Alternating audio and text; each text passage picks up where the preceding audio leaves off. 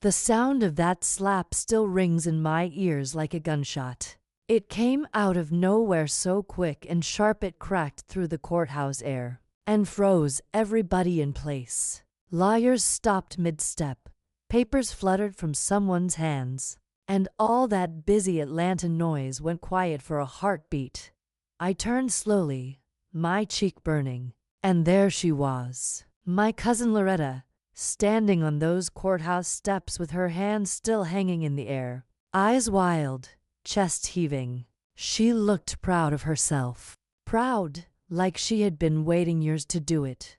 "Filthy animal," she spat. "You think you belong here? In my family's courthouse?" For a moment, I could not even speak. The wind brushed across the marble steps, carrying her words out into the crowd. I saw heads turning, mouths opening, a few phones half raised like folks were deciding whether to record it. And then I heard my son. "Mama," Marcus's voice broke through the silence. He came running toward me, but I lifted my hand for him to stop. My face was hot, my pride heavier than my purse. But I would not let that woman drag me down to her level. Loretta crossed her arms, grinning like she had already won. "What's wrong, Mabel? Too high and mighty to fight back now?" Before I could answer, a courthouse officer rushed over. "Ma'am, what's going on here?" Loretta pointed at me like a child tattling on the playground. "She provoked me," she said, her voice shaking just enough to sound pitiful. "She's been trying to ruin my family again, just like she did before." Again. That word struck me harder than her hand. People were whispering, now soft gasps, quiet murmurs waiting for me to explode. But I did not. I just looked at her, and something inside me changed. I did not break. I did not cry. I went still, the kind of stillness that comes before a storm.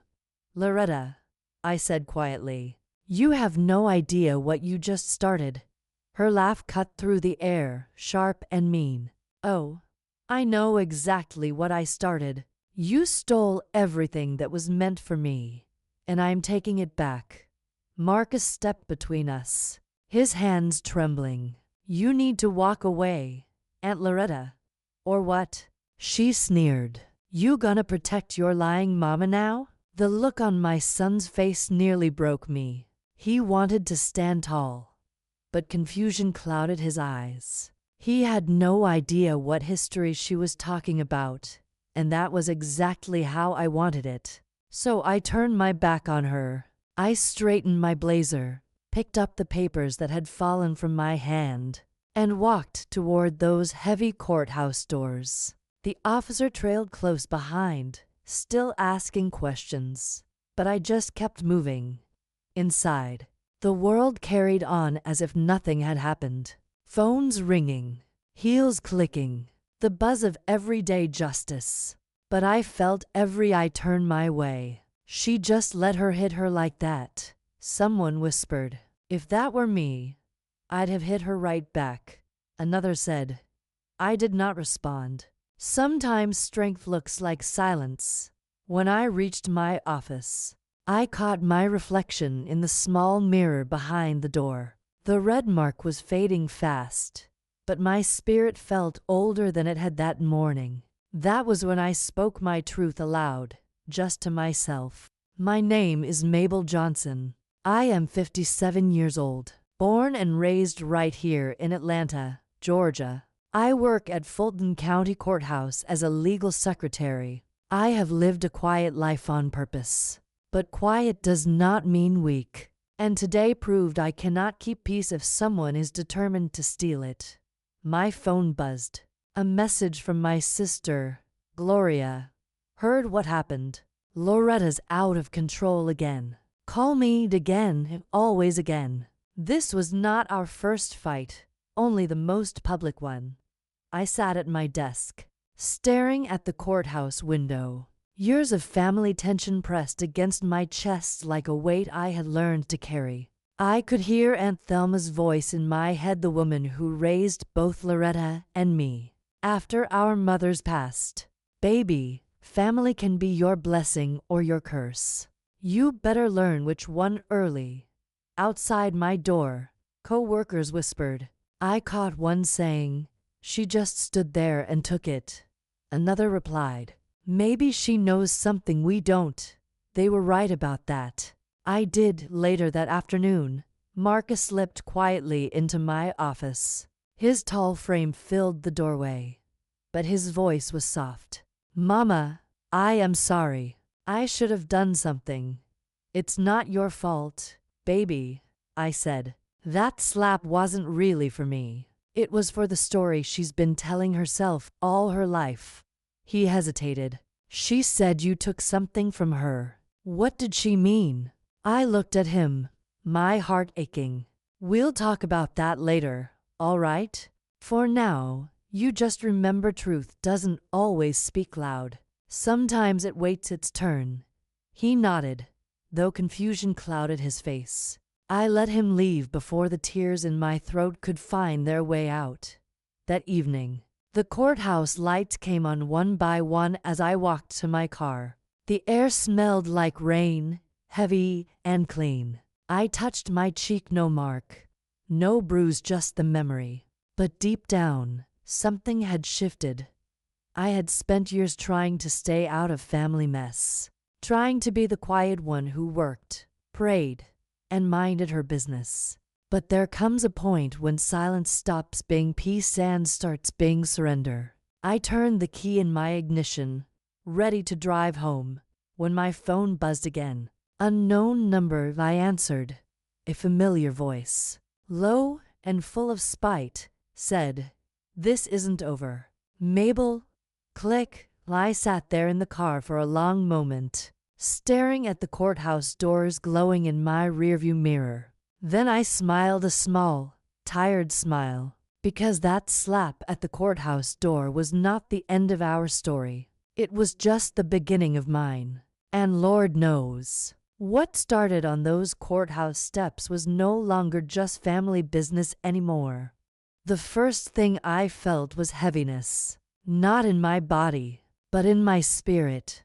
Morning light slid across my kitchen floor in quiet stripes, but it didn't warm me. Every corner of my house felt colder than it should. The silence after chaos can be the loudest thing in the world.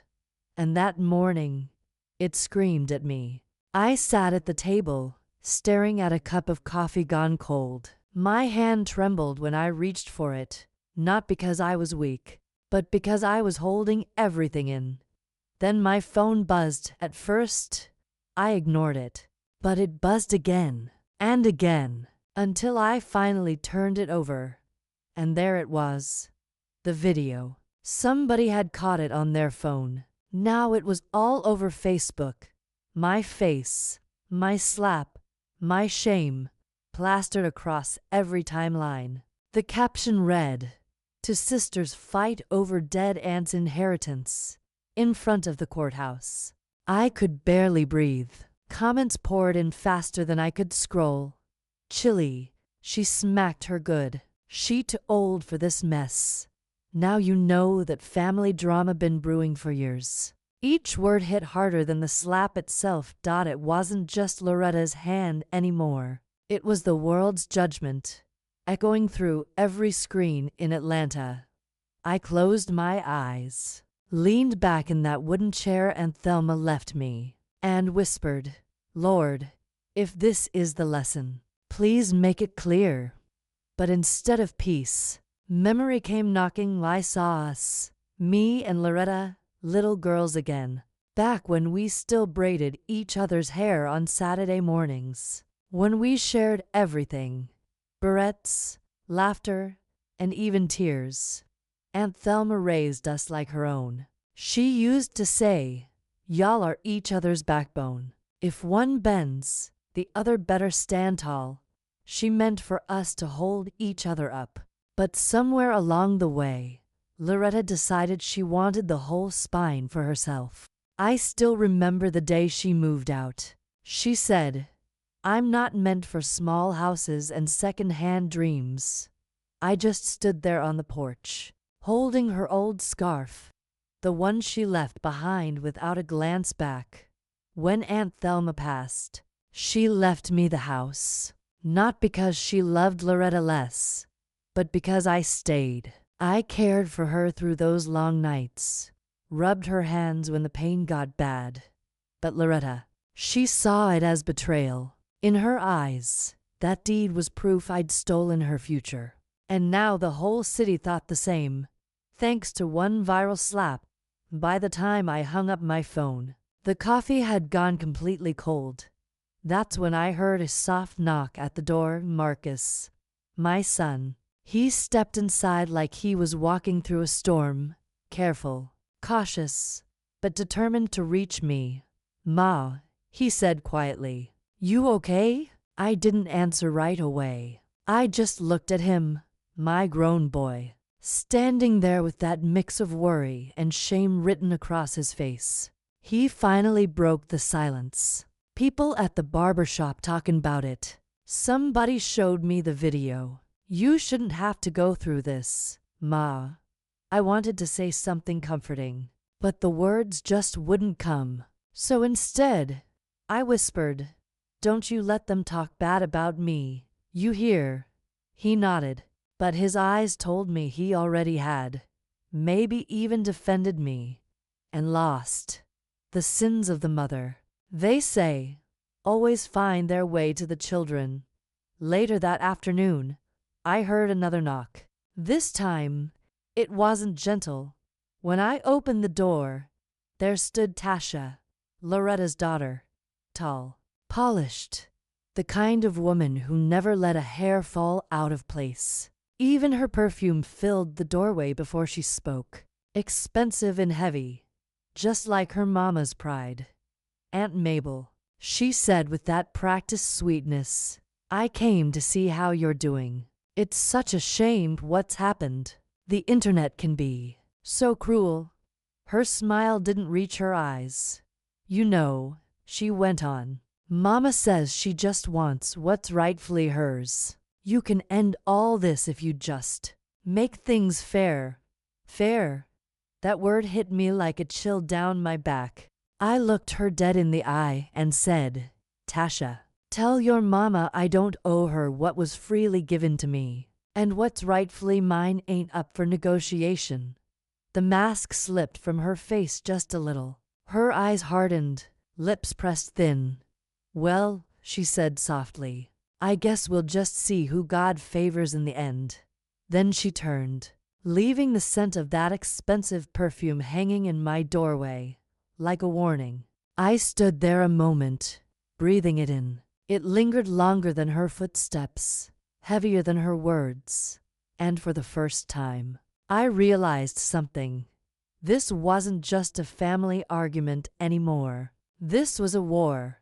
One that started long before that slap ever landed. As the sun dipped low behind the magnolia trees, I sat back down at my kitchen table.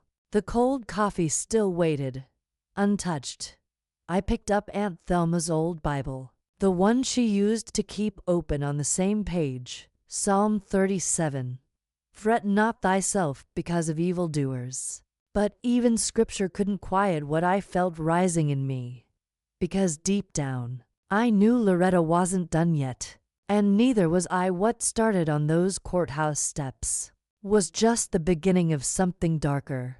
I did not sleep that night. The house breathed heavy, every sound carrying weight. Each creak in the wood sounded like Aunt Thelma's voice asking, "You gonna stand or bend, baby?" And I could not tell which one I was doing. By dawn, I was on the porch, wrapped in my old shawl, watching the neighborhood wake. Folks walked their dogs, buses hissed down the road, and life moved on like nothing had happened. But for me, nothing was the same. The video had changed everything. Church sisters stopped calling. Miss Joanne at the store suddenly looked the other way. Shame is quiet like that. It doesn't shout. It just moves through rooms before you do. I told myself to pray. Lord knows I tried. But every time I closed my eyes, I saw Loretta's face right before the slap landed. The anger, Yes, but beneath it, something else. Fear. That woman was terrified of something, and I intended to find out what. Later that morning, Gloria showed up without knocking. She never did. We'd been best friends since high school, long enough to skip the formality. She came in carrying a paper bag that smelled like biscuits and bacon. Figured you weren't cooking, she said. Setting it down, she was right. I hadn't had an appetite since that day at the courthouse. Gloria sat across from me, unwrapping the food slow, like she was giving me time to gather myself. You want to talk about it, she said, or you want me to pretend we just having breakfast? I gave her a tired smile. Everybody already talking. Gloria, what's left for me to say? She raised an eyebrow. You can't fight what folks say, but you can fight what you let it do to you. I sighed. The words made sense, but they didn't soothe. Then she leaned in, lowering her voice. Loretta been out there running her mouth, saying you forged them papers. That Aunt Thelma never meant to leave you the house. My fork froze midair. I felt the room tilt. She said that. Word is, Gloria whispered, she got some lawyer from Midtown looking into it. A slow heat crept up my chest. Loretta wasn't just gossiping now, she was plotting. That evening, I drove out to Aunt Thelma's old place, the one sitting right before the bend in Pineview Road. The trees still leaned the same way they did when I was little, and the air carried that same smell, wet earth and old wood. The porch groaned beneath my steps, paint peeling like dry skin. I sat on the top step and spoke into the wind.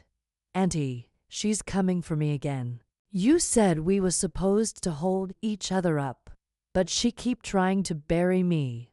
For a moment, the world went still. Then a golden leaf drifted down and landed right in my lap. I took it as a sign. When my phone buzzed, I jumped. A message from an unknown number. You think you can hide behind God and old deeds? This ain't over. My hands trembled. I didn't need to ask who sent it. That night, I locked every door and window twice. The air inside the house felt tight, heavy. Marcus had gone to stay with a friend, said he needed space. I didn't argue. A man can only defend his mama so long before the whispers get to him. I sat in my room, staring at my reflection in the dresser mirror. For a moment, I didn't recognize that woman staring back. There was something quiet in her eyes, but it wasn't defeat. It was stillness, the kind that comes before a storm. I'm done letting her write my story, I said out loud. I opened the old drawer where Aunt Thelma's letters were tied with a blue ribbon. Inside was one I'd never dared to open before. It read, "To my girls." The handwriting wobbled, but the message was strong. If this house divides you, then it was never meant to be a blessing. Remember, blood only binds the body, not the heart. Whoever honors my memory in peace, that's who it belongs to. The tears came before I could stop them. I pressed that letter to my chest. Then it's mine, I whispered, because peace is all I ever wanted. But peace wasn't coming, not with Loretta stirring every ghost from our past. 2 nights later, the phone rang. Once, twice. Something in me said, "Do not pick up." But I did. "Hello?" A silence, long enough to make my skin crawl. Then her voice. "You think you can take everything from me and still sleep easy? Loretta, I warned you," she said. "Now you gonna feel what I felt." Click, the line went dead. I stood there with the phone pressed to my ear, listening to the empty hum. Lightning flashed through the window. The wind screamed through the cracks. The house shuddered. Aunt Thelma's portrait fell from the wall, glass shattering across the floor. I looked down at her smiling face, split clean in two. The storm had finally come, and this time, I wasn't running. As the thunder rolled away, I swept up the glass and whispered, "All right then, Loretta. If it's war you want, I'll fight it my way. Asterisk asterisk." I did not sleep that night. The house breathed heavy, every sound carrying weight. Each creak in the woods sounded like Aunt Thelma's voice asking, "You gonna stand or bend, baby?" And I could not tell which one I was doing. By dawn, I was on the porch, wrapped in my old shawl, watching the neighborhood wake. Folks walked their dogs, buses hissed down the road, and life moved on like nothing had happened. But for me, nothing was the same. The video had changed everything. Church sisters stopped calling. Miss Joanne at the store suddenly looked the other way. Shame is quiet like that. It doesn't shout. It just moves through rooms before you do. I told myself to pray. Lord knows I tried. But every time I closed my eyes, I saw Loretta's face right before the slap landed. The anger, yes, but beneath it, something else. Fear. That woman was terrified of something, and I intended to find out what. Later that morning, Gloria showed up without knocking. She never did. We'd been best friends since high school, long enough to skip the formality. She came in carrying a paper bag that smelled like biscuits and bacon. "Figured you weren't cooking," she said, setting it down. She was right. I hadn't had an appetite since that day at the courthouse. Gloria sat across from me, unwrapping the food slow, like she was giving me time to gather myself. "You want to talk about it," she said, "or you want me to pretend we just having breakfast?" I gave her a tired smile. "Everybody already talking, Gloria. What's left for me to say?" She raised an eyebrow. "You can't fight what folks say, but you can fight what you let it do to you." I sighed. The words made sense, but they didn't soothe. Then she leaned in, lowering her voice. "Loretta been out there running her mouth, saying you forged them papers. That Aunt Thelma never meant to leave you the house." My fork froze midair. I felt the room tilt. "She said that. Word is," Gloria whispered, "she got some lawyer from Midtown looking into it." A slow heat crept up my chest. Loretta wasn't just gossiping now, she was plotting. That evening, I drove out to Aunt Thelma's old place, the one sitting right before the bend in Pineview Road. The trees still leaned the same way they did when I was little, and the air carried that same smell, wet earth and old wood. The porch groaned beneath my steps, paint peeling like dry skin. I sat on the top step and spoke into the wind. "Auntie, she's coming for me again. You said we was supposed to hold each other up, but she keep trying to bury me." For a moment, the world went still. Then a golden leaf drifted down and landed right in my lap. I took it as a sign. When my phone buzzed, I jumped. A message from an unknown number. "You think you can hide behind God and old deeds? This ain't over." My hands trembled. I didn't need to ask who sent it. That night, I locked every door and window twice. The air inside the house felt tight, heavy. Marcus had gone to stay with a friend, said he needed space. I didn't argue.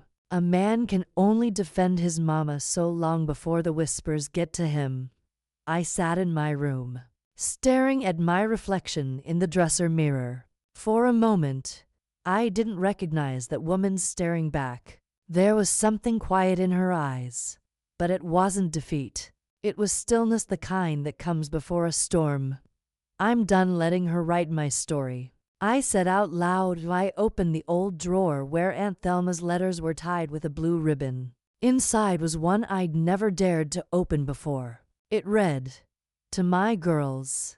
The handwriting wobbled, but the message was strong. "If this house divides you, then it was never meant to be a blessing. Remember, blood only binds the body, not the heart.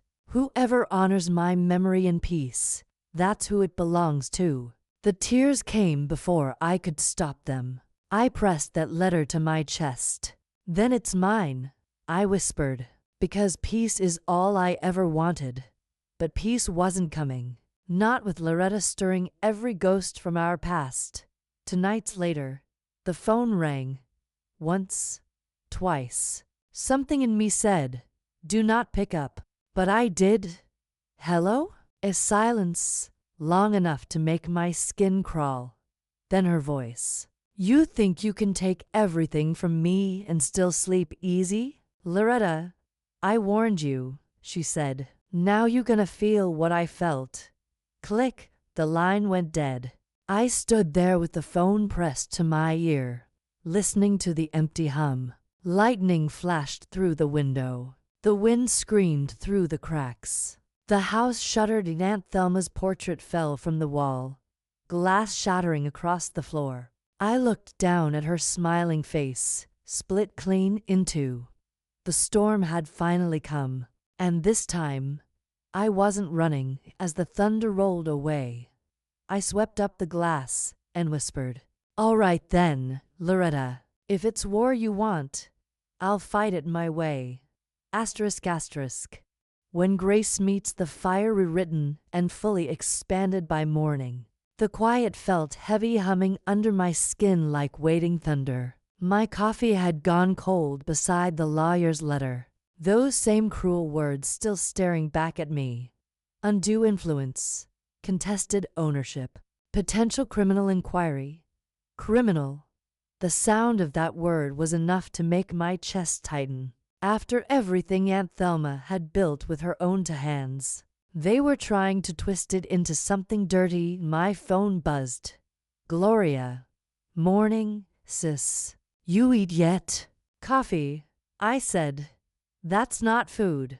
You need strength if you're gonna go to war." Her voice, warm and sturdy, reminded me that even warriors needed breakfast. "Gloria," I sighed. "You ever feel like God watching you, just waiting to see what you'll do next?" She paused. "Every day. But remember, He gave us discernment and backbone." Her words steadied me. "I'm going to see a lawyer today. Somebody who'll stand taller than Loretta's man." "Good. You want me to ride with you?" I smiled, a tired smile. "You already know the answer." Downtown Atlanta was buzzing, cars honking, preachers calling out scripture on corners, the smell of roasted peanuts drifting through the air. But inside that law office, everything was still, the kind of stillness that meant business. The receptionist led us to a young black woman in a sharp navy suit. She rose when we entered, her posture straight, her eyes calm but fierce. "Miss Jenkins," she said, shaking my hand. "I'm attorney Simone Green. Please, have a seat." There was strength in her tone, the kind that doesn't shout, just stands tall. I handed her the papers. "My cousin suing me over my aunt's house." She scanned the first page, eyes narrowing slightly. "Loretta Simmons?" I blinked. "You know her? Name sounds familiar." "My mama used to play cards with hers," she said with a faint smile. "But don't worry, I don't play favorites." "Good," I said. "I need truth, not sympathy." Simone leaned forward. "Then tell me everything. From the day your aunt passed to the day this showed up in your mailbox." So I did. I told her about Aunt Thelma's will, the funeral tension, the courthouse slap, the viral video, the storm that followed, and the letter I'd found afterward. She didn't interrupt once, just wrote in quick, steady strokes. When I finished, she leaned back. "Loretta's claim is emotional, not legal. If your aunt was of sound mind, her will stands." "She was," I said, my voice firm. "Then we'll prove it. I'll need that letter, her medical records, and a few witnesses who can speak on her state of mind." "Gloria can," I said, "and Pastor James." Simone smiled. "Perfect. Let's make them talkers." Her confidence was like oxygen. I could breathe again. Before we left, She looked me in the eye and said something that sank deep. Miss Jenkins, fighting family in court is ugly, but remember winning with grace lasts longer than revenge. Grace. That word again. It followed me home like incense after Sunday service sweet, but reminding me where I'd just been. That evening, the porch glowed gold under the setting sun. I sat there flipping through Aunt Thelma's Bible. The pages still smelled faintly of lavender and thyme. She'd underlined one verse in red. Be not overcome with evil, but overcome evil with good. You really testing me, Auntie? I whispered. The wind stirred, gentle but knowing, as if she'd heard me.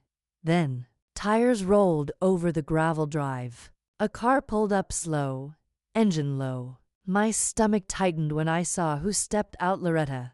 She looked sharp as glass. Tight jeans, fresh curls, and that perfume that cut through the air like cold steel.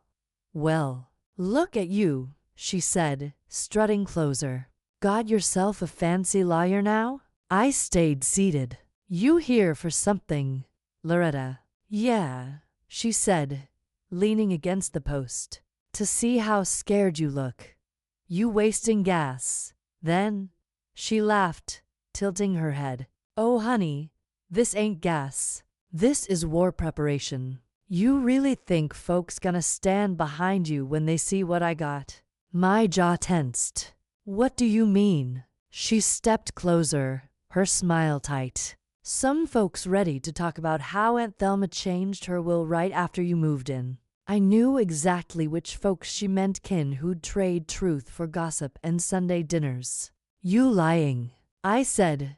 Maybe, she said, flicking a curl. Or maybe not. Guess we'll see in court. She turned to leave, but halfway down the steps, she glanced back. You should have never touched what wasn't yours. Her words sliced deep, sharper than any slap. I watched her car pull away, gravel spitting behind her tires. Then I whispered into the cooling air, everything I touched was love. That's something you'll never understand. Inside, the air felt still again like the moment before a storm. I found Aunt Thelma's letter, the edges curled from my hands reading it too many times. Her handwriting danced across the page, strong and certain. If ever you feel the devil smiling in your direction, don't smile back. Just keep walking. Anger wanted to take my hand, but I kept it folded. That night, I prayed not for Loretta, but for myself. For peace. For strength to walk through this fire without letting bitterness stain my soul. The candle flickered low, shadows swaying across the walls. I looked toward the window and froze. At the end of the road, a car sat still, headlights off. But I could feel eyes on me. Watching. Waiting. I stared back until it rolled away. Something told me Loretta wasn't done yet. But neither was I tomorrow. The fight would begin not in rage, but in truth. And this time, Grace would meet the fire head-on. ***. The day of the hearing arrived wrapped in gray clouds, heavy and low like they had something to say. I woke before sunrise, sitting on the edge of my bed, listening to the quiet hum of the ceiling fan and the soft breath of my house settling. The world felt slow, like it was holding its breath with me. I pressed my palms together. Lord, I whispered, if there's still some good left in this day, let me find it before it's over. The mirror caught me staring back, a woman with lines of sorrow and strength carved deep. My hair was pinned, my dress pressed, but my eyes carried stories no courtroom could ever hold. Gloria came by to pick me up, her old Buick coughing a little as it rolled into the driveway. You ready, Mabel? She asked softly. I'm ready as I'll ever be. You want me to pray first? I smiled. You already did. We rode in silence most of the way. Atlanta traffic buzzed around us, horns and engines, But inside that car, all I could hear was my heartbeat slow, steady, waiting. When we reached the courthouse, the same steps where Loretta had slapped me weeks ago, I stopped. The marble still held that memory like a scar. Gloria squeezed my hand. "Don't give her your power twice, baby." I nodded, took one breath, and climbed those steps. Inside, the air was cold and sharp. The benches creaked as people shifted. My eyes found her instantly. Loretta, dressed in red this time, lips painted to match, her smile thin and proud. Behind her sat her daughter, Tasha, looking smaller than usual. Our eyes met, but she turned away. Simone stood by me, her calm presence like a stone pillar. "Remember," she whispered, "grace, not fire." "I hear you," I said, though my pulse was drumming louder now. The judge walked in, and we all stood. It wasn't lost on me the irony of being back here, not as a woman slapped and humiliated, but as someone about to defend her truth. Loretta's lawyer spoke first, all polished words and slick confidence. "Your Honor, we contend that Ms. Jenkins manipulated our client's late aunt during a period of declining health." Each word felt like a small cut, reopening wounds that had barely scabbed. When it was Simone's turn, her voice didn't rise, it deepened. Calm, measured, confident. "Your Honor, we have documented proof of Ms. Thelma Simmons' sound mental state at the time of her will, and witnesses who will confirm her intent." I watched Loretta fidget, her eyes darting toward me. The calm in Simone's voice unnerved her. Then came the part that broke something inside me. Loretta took the stand. She swore to tell the truth. But her eyes didn't flinch when she looked at me.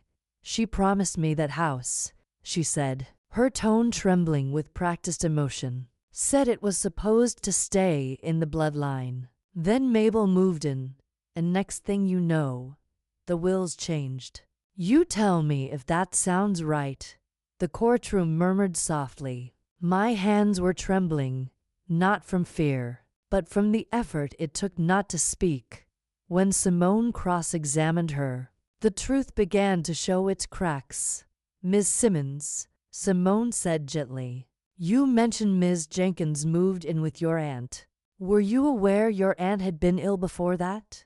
Loretta hesitated. "Well, she said she was tired."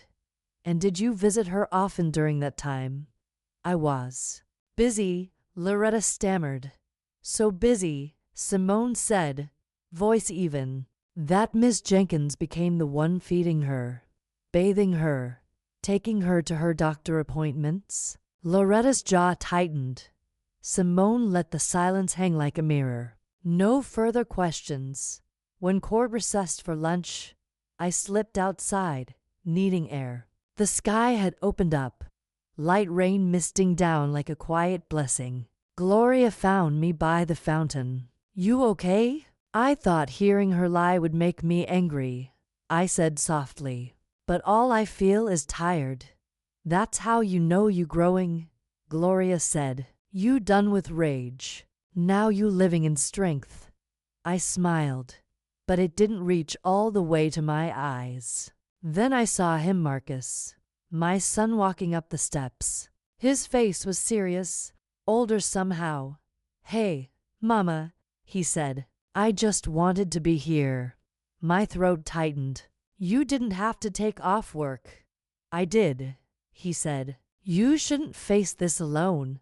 For a moment, the courthouse steps didn't feel so heavy. When we returned, something had shifted.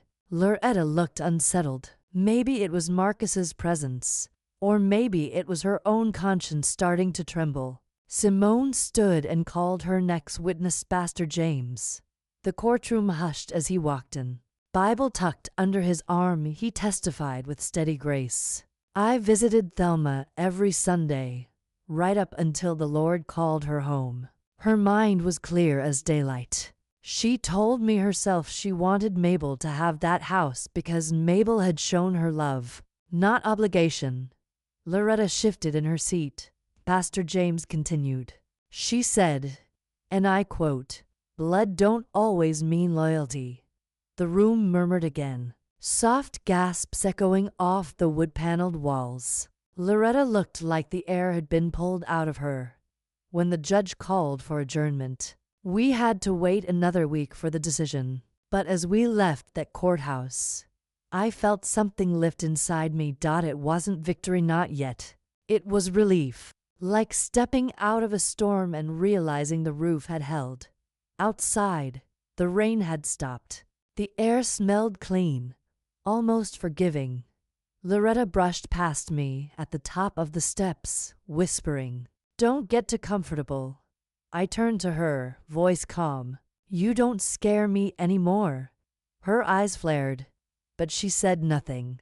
Gloria slipped her arm through mine as we walked to the car. "That's how you do it with grace." As we drove away, I looked back once more at the courthouse, the same place where she had called me a filthy animal. Now, I was walking out with my head high, my dignity intact. But deep down, I knew this story wasn't finished. Loretta had that look, the kind that says when she's cornered, she bites, when somehow, I could feel another storm brewing. Not outside this time, inside the bloodline. ****. It had been 3 days since court, and though the rain had stopped, it still felt like thunder was living under my roof. Every sound seemed louder, every shadow stretched longer. I kept replaying Loretta's face when Pastor James spoke, her lips trembling, eyes darting, like truth itself had found her and refused to let go. But I knew that woman. She wasn't the type to bow down when the truth came knocking. Loretta would rather burn the door down. That evening, I was fixing tea when a knock hit my door. Hard, sharp, like it carried purpose. I wiped my hands, heart thudding. When I opened it, there she was, Loretta, standing bold as daylight on my porch, red lipstick smudged, eyes glassy with fury. "You out your damn mind," she hissed, dragging my name through that courtroom like I'm some criminal. "Loretta, I didn't drag you nowhere. You walked in there yourself." She stepped closer. "You think you won, huh? You think that judge gone side with you?" I didn't answer. I just looked her dead in the eye. "You need to go home. This is my home," she snapped, pointing at the old house behind me. "Aunt Thelma's house. My blood. You a guest sitting on stolen furniture." Something in me snapped, not anger this time, but steel. "You ain't been a guest here since the day you disrespected me on them courthouse steps." For a second, silence. Then she laughed, a dry, broken sound. "You really think you better than me, don't you?" I took a deep breath. "No, Loretta. I think I learned how to stop letting hate lead me." Her smile fell. "We'll see how long that lasts when that judge speaks." She turned to leave, but before she did, she said something I'll never forget. "You don't know who you messing with." I watched her walk off into the dark, her heels clacking like a metronome of malice. Inside, my tea had gone cold. I sat down, staring out the window. The streetlight flickered like it couldn't make up its mind. I felt that same confusion deep in my chest, part fear, part pity, part exhaustion. Later that night, the sound of glass breaking woke me. I rushed to the living room, heart pounding, and there it was. A brick, right through my front window. Wrapped in paper, my hands shook as I unwrapped it. On that crumpled sheet were 4 words written in black marker. "You don't deserve peace." I called Marcus. He picked up on the second ring. "Mama, what's wrong?" "She was here," I whispered. "She came by earlier, and now this." "I'm coming over," he said immediately. "No, baby. Stay with your kids. I'll handle it." But within 30 minutes, headlights pulled up in my driveway anyway. Marcus stepped out, eyes sharp, jaw tight. He looked at the window, then at me. She did this? I nodded. He ran a hand through his hair, pacing. She's losing it, Mama. That woman dangerous. I know, I said softly. But the law will handle her. Mama, the law don't stop crazy. I wanted to argue, but he wasn't wrong. The next morning, I called Simone and told her everything. She urged me to file a police report, so I did. They came by, took photos, wrote notes, promised to look into it. But by that night, the fear came creeping again, not from outside inside. That quiet kind of fear that lives in your bones. When you realize somebody truly hates you enough to destroy your peace. Days passed, and the court's decision still hadn't come in. The waiting felt endless. One afternoon, I decided to visit Aunt Thelma's garden behind the house. The roses she planted years ago were still fighting to bloom, even through the cold. I knelt down, touching the soil, whispering, "You chose peace over blood, Auntie. I'm trying to do the same." I didn't hear footsteps until I looked up. Tasha stood by the fence, eyes wide and red. "Tasha?" I said, surprised. She stepped closer, hesitant. "Miss Mabel, I'm sorry for all this." Her voice trembled. She looked nothing like the proud, sharp-tongued girl I remembered from the funeral. "I didn't mean for it to get this far," she said. "Mama, she's been drinking more, talking to herself. She said if the judge rules against her, she ain't got nothing left." I swallowed hard. "Baby, your mama hurting, but that don't make what she doing right." Tasha nodded. "I know, I don't know how to stop her." I reached out, squeezing her hand through the fence. "You can't fix grown folks' hearts, sugar. You can only protect your own."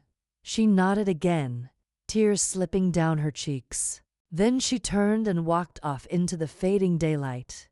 That night, thunder rolled again, far in the distance. The kind that doesn't flash yet but warns you it's coming around midnight.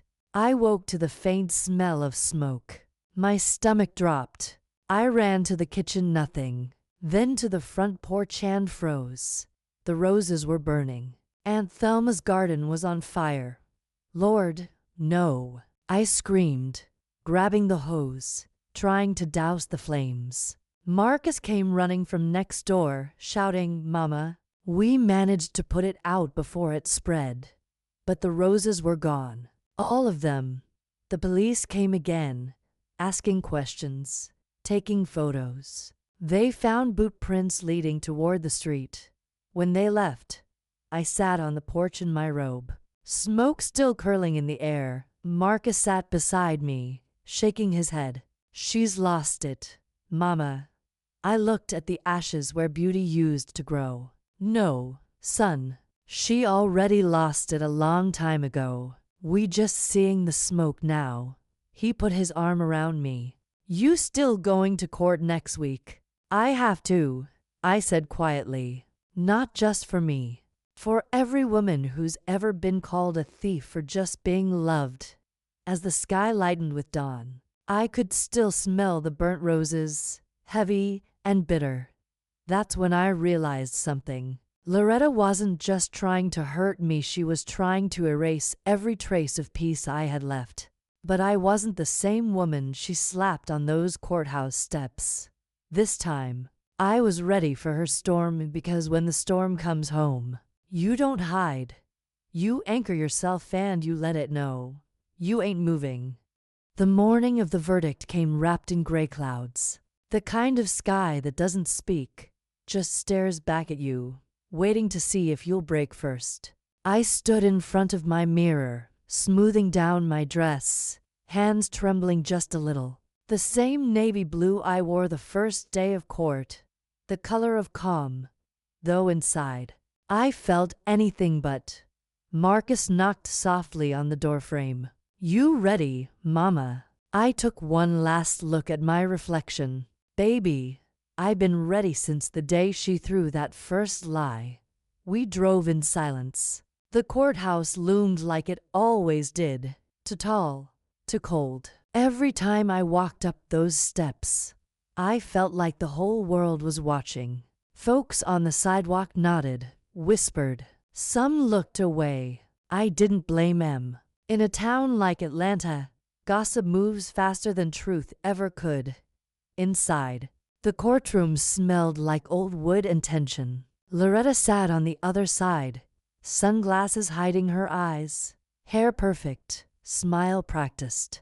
Tasha sat behind her, shoulders tight, hands clasped. When our eyes met, she looked down. My heart ached for that girl. Simone leaned close to me. Remember what we talked about, Mabel? No matter what happens, we stand tall. I nodded. The judge entered, papers in hand. The air shifted, heavy as thunder before a strike. Case numbered 2419, regarding the estate of Thelma Jefferson. Every sound faded, the coughs, the footsteps, even my own heartbeat. The judge's voice was calm, measured. After reviewing the evidence, testimonies, and financial records, the court finds that Ms. Loretta Jefferson falsified documents and misused estate funds. Therefore, ownership of the property is granted to Ms. Mabel Carter. For a moment, I didn't move, didn't breathe. The words just floated there, too heavy to catch. Then Simone touched my arm. You won, Mabel. I blinked, eyes filling before I could stop them. My lips trembled as I whispered, "Thank you, Lord." Loretta shot up from her chair. "This ain't over," she screamed. "She lied. That woman fooled you all." The bailiff moved toward her, but she kept shouting, "You'll regret this, Mabel. You hear me?" I turned, meeting her fury with something stronger than anger, pity. "No, Loretta, I won't regret standing in the truth." They escorted her out, her voice echoing down the hallway until it disappeared. When I stepped outside, the clouds finally broke. A little patch of light slipped through, soft and golden. Marcus let out a long breath beside me. "It's over, Mama." I looked at him and smiled. "No, baby, it's just beginning." We went home, quiet but steady. Neighbors peeked out from porches. Some waved, some whispered. I didn't care. My peace wasn't up for public debate anymore. Inside the house, the smell of smoke from that burned garden still lingered faintly. I walked out back, to where Aunt Thelma's roses had once stood, now black stems and ash. I knelt down, touching the dirt. It felt warm, alive somehow. I kept my promise, Auntie, I whispered. I didn't let the bloodline break me. I stayed there a while, wind brushing against my hair, the faint chirp of birds returning after the storm. Then I heard footsteps behind me. It was Tasha. Her eyes were red again, but her face held something new, courage. "Miss Mabel," she said softly, "Mama's been taken in for questioning. They found the gas can behind her car." I nodded slowly. "I figured they would." Tasha's voice cracked. "She ain't herself anymore. I'm sorry for everything she did." I took her hand. "Child, that apology don't belong to me alone. You just make sure you don't carry her bitterness with you. That's how it spreads, from one wounded heart to another." Tasha's tears spilled over. "I just wanted her to love me." "Oh, baby," I said, pulling her close. "Sometimes love gets sick inside folks. And when it does, you gotta love yourself enough to let theirs go." She cried into my shoulder for a long time, until the sun came out full and warm later that day. Marcus and I rebuilt Aunt Thelma's garden together. He dug holes while I planted new rose bushes, one by one. Each bloom felt like a piece of me finding its way back home. When we finished, I stood up. brushing dirt off my knees. New roots for a new season, I said. Marcus smiled. You always talking like a preacher, Mama. I laughed softly. Some sermons come from scars, not pulpits. That evening, the house was quiet again, but this time, it was a peaceful quiet. I poured myself a cup of tea and sat on the porch, watching the sunset paint the sky in gold and lavender. As the cicadas began their evening song, I whispered to the night, Grace won today. But deep down, I knew something still lingered. Not danger exactly, just unfinished air. Because evil don't die easy. It circles back, waiting for weakness. But I wasn't weak anymore. I'd walked through humiliation, through fear, through fire, and still found my way back to peace. If you're listening right now, please like, subscribe, and share this story. And drop your birth year in the comments. If we're around the same age, I've got a little something special waiting for you there. Now come back for the next chapter. 'Cause though the court gave me peace, life wasn't done testing it yet. It had been 2 weeks since the verdict, and peace didn't look the way I thought it would. It wasn't loud or proud. It was quiet, too quiet sometimes, like a song that ended before you were ready to stop dancing. The house was mine again, the deed signed, the papers locked in my desk. But every time I passed the front window, I still looked out, half expecting to see Loretta's car parked across the street. Marcus had gone back to work, trying to rebuild his rhythm. I'd started volunteering at the church kitchen again, trying to rebuild mine. But both of us were still walking on eggshells inside our own home. Winning don't erase what losing cost. That morning, I sat with my tea on the porch. Same place I'd prayed through so many storms. The garden was coming back to life. The roses had buds now, pink and red pushing through black soil. Life coming out of ashes. Aunt Thelma used to say, "Baby, even burned ground can bloom again, long as you plant love in it." I smiled, whispering, "You were right again, Auntie." Then the phone rang. Unknown number. I let it buzz twice before picking up. Hello? No answer at first. Just a soft breath. Then a shaky voice. "Miss Mabel? It's Tasha." I straightened. "Hey, baby. You all right?" She's gone." My heart stilled. "Gone where, Tasha?" "She took off last night. They released her pending trial. And she just disappeared." Left a note on my dresser saying, "Don't follow me." For a moment, the whole porch tilted.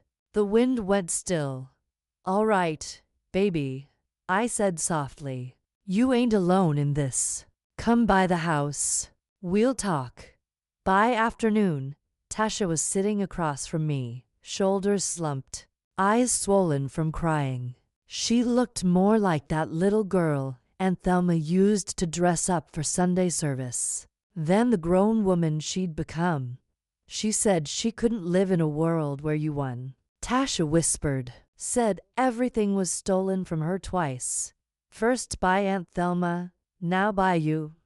I closed my eyes. Pain got a loud voice when pride's been feeding it too long. Tasha wiped her nose. "I don't know what to do now." I reached for her hand. "You start by doing the one thing your mama never could, forgive. Not for her, but for you." She nodded slowly, tears falling silent this time. That evening, we walked out to the garden together. The sun was slipping behind the trees, turning the sky honey gold. I handed her the small shovel Marcus had left in the dirt. "Plant one," I said. "For her, for you, for what's next." She looked at me, uncertain. "I don't know how, baby." I smiled. "Ain't nobody ever really does. You just dig where it hurts and start anyway." She knelt down, scooping soil with trembling hands. When she finished, She pressed the last bit of dirt over the small root and whispered, "For peace." We stood there quietly, the air filled with crickets and memory. Later that night, after she'd gone home, I sat alone on the porch again. The stars were bright, the air still thick with summer. My phone buzzed again. Another unknown number. I almost ignored it, but something in me said, "Answer." "Hello?" A pause. Then a whisper. "You think you won, Mabel? You think paper changes what blood remembers?" My stomach tightened. Loretta's voice. Ragged, bitter, half drunk maybe. "Loretta, wherever you are, go get some help," I said calmly. "It's done now." "You don't tell me what's done," she hissed. "You took everything, but don't you worry. I got one more truth to give before I'm gone." Then the line went dead. I sat there a long time, phone still in my hand, heart steady but uneasy. For the first time since the verdict, peace felt fragile again. Marcus came out, rubbing his eyes. "Who was that?" "Just an echo," I said quietly. "One that ain't ready to fade." He frowned. "You want me to call the sheriff?" I shook my head. "No. Let's not feed that storm. Some winds die quicker when you stop giving them your door to rattle." That night, I couldn't sleep. I kept hearing Aunt Thelma's voice in my head. "Peace don't mean the battle's over, baby. It just means you stopped letting it fight inside you." Around midnight, I walked to the old photo on the mantel. The one of me, Loretta, and Tasha as kids. Aunt Thelma in the middle, holding our shoulders like she knew one day we'd need holding more than ever. I traced Loretta's face with my finger. "Wherever you are, I hope you find your way back before the darkness swallows you whole." The next morning, Tasha came back with a letter. It was short, written in her mother's sharp handwriting. "Mabel, I ain't sorry for fighting you, but I'm sorry for what I became in the fight. Tell Tasha not to follow me no more. She's got her own light. I'm going where mine burned out. No address. No return." I folded the note and placed it inside Aunt Thelma's Bible. That night, we held a small prayer circle on the porch. Me, Marcus, Tasha, and a few neighbors who'd stood by us through everything. The air was warm, the stars wide open.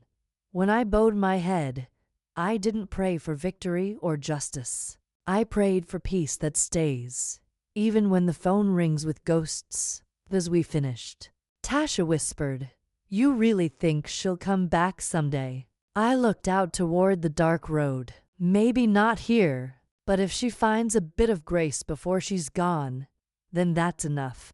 And for the first time in months, the night wind didn't sound like warning.